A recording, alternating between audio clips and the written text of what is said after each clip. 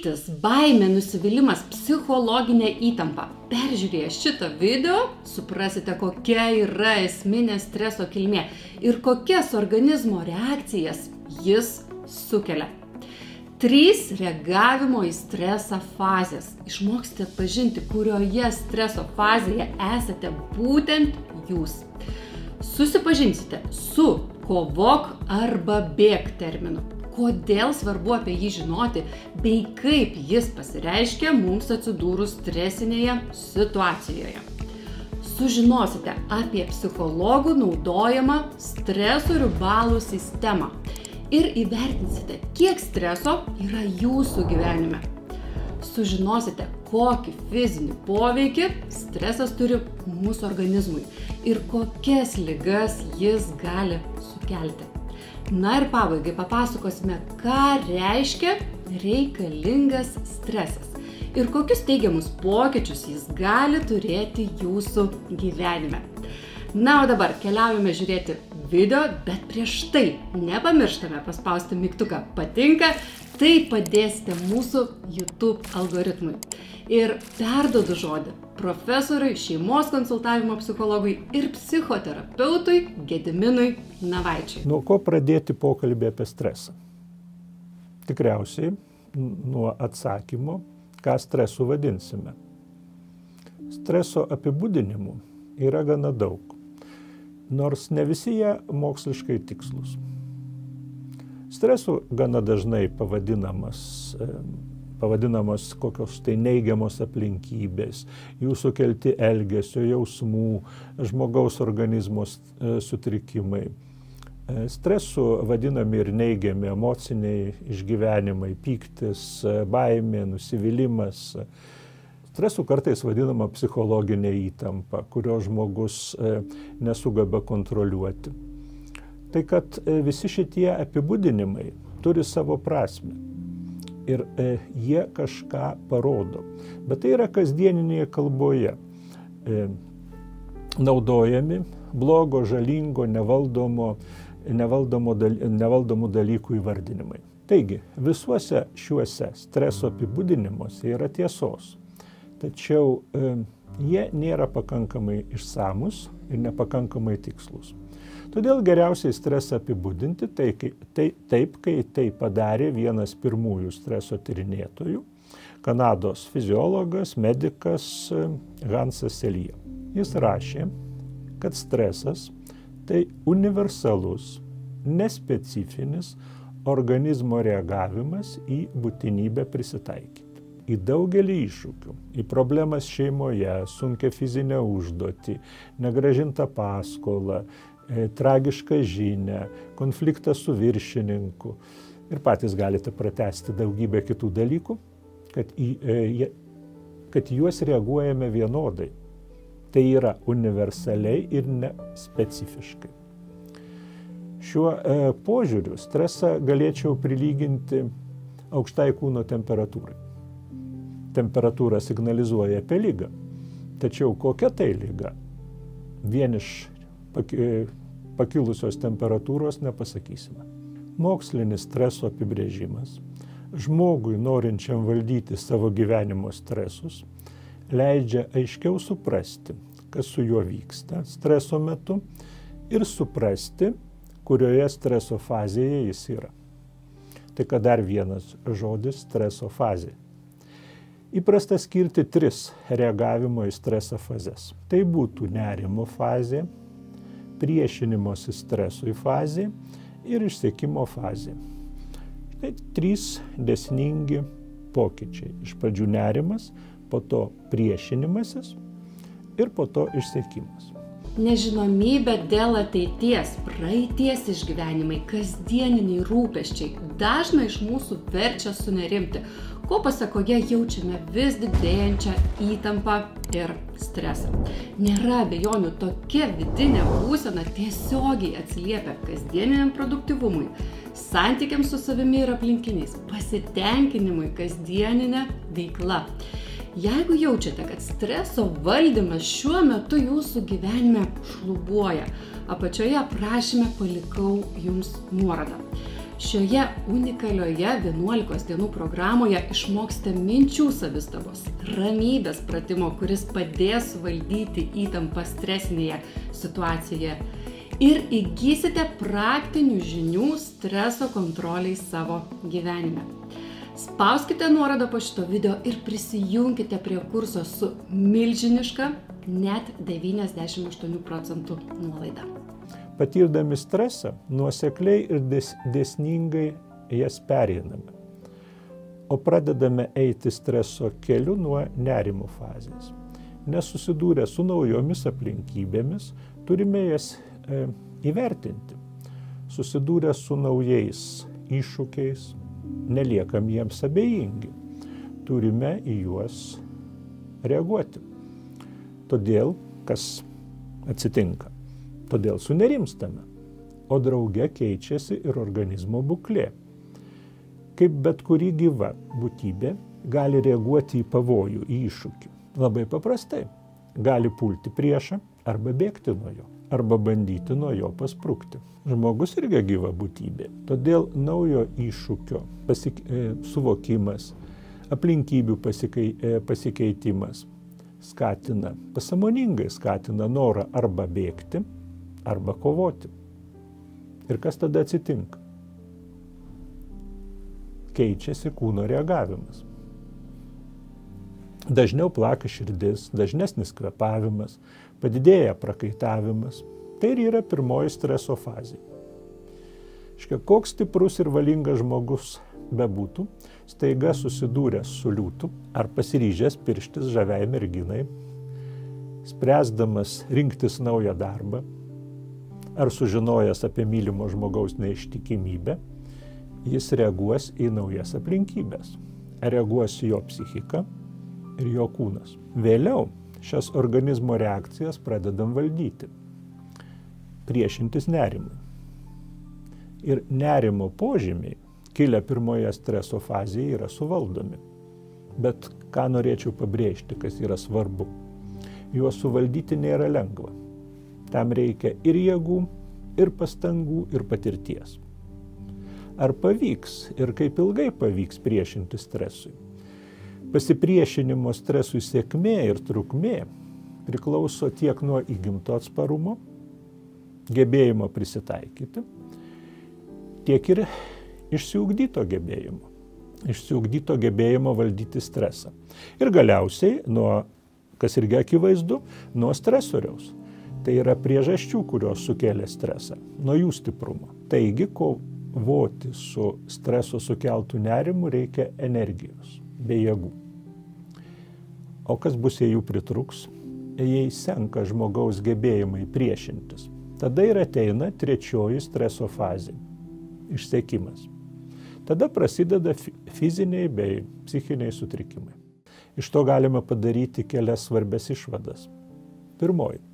Organizmo gebėjimas prisitaikyti, suvaldyti nerimą, priešinti stresui nėra beribis. Antroji, irgi įdomi, tam tikro lygio stresas yra naudingas, nes per menki siekiai, pilkas emocinis gyvenimas, juk irgi nedžiugina, kliudo atsiskleisti mūsų gebėjimams, kliudo patirti gyvenimo pilnatvę.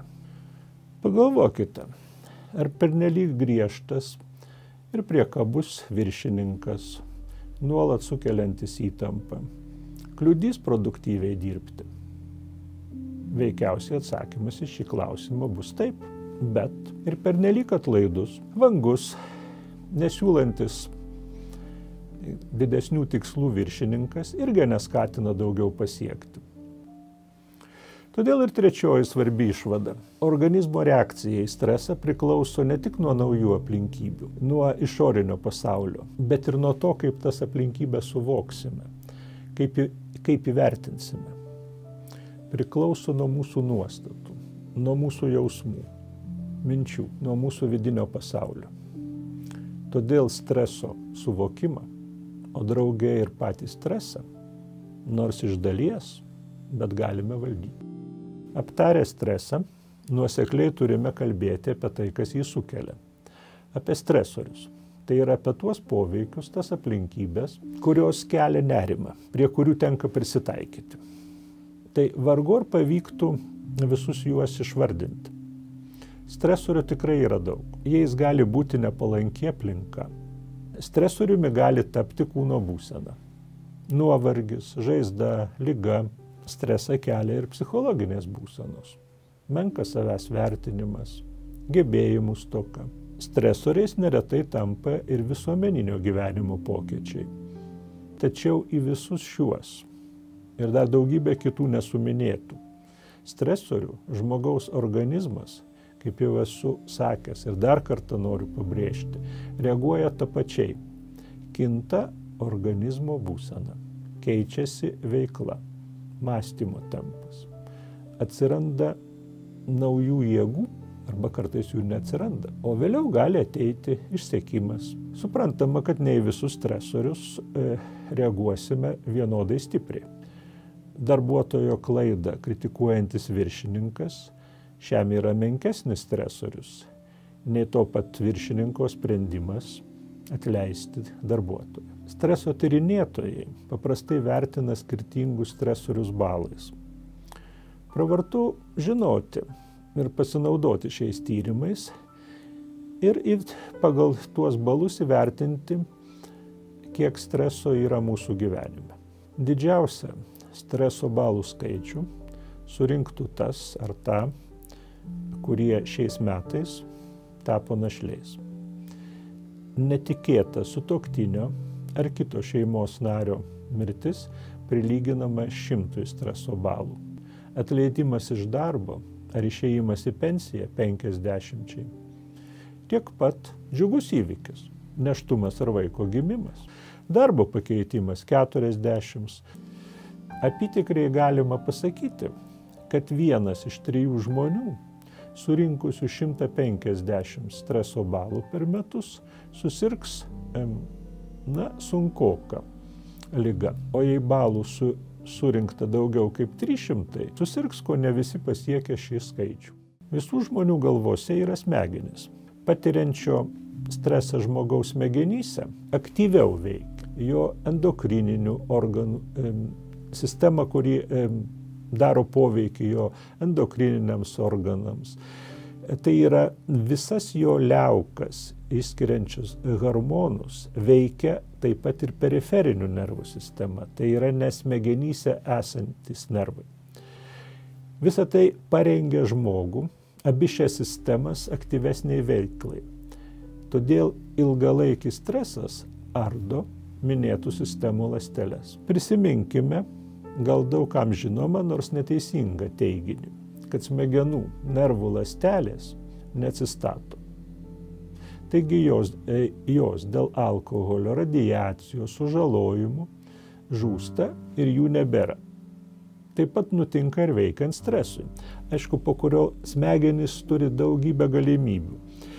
Atsiranda nauji nerviniai keliai. Tačiau visgi tas bendras teiginys apie streso poveikį endokrininiai ir periferiniai nervų sistemoms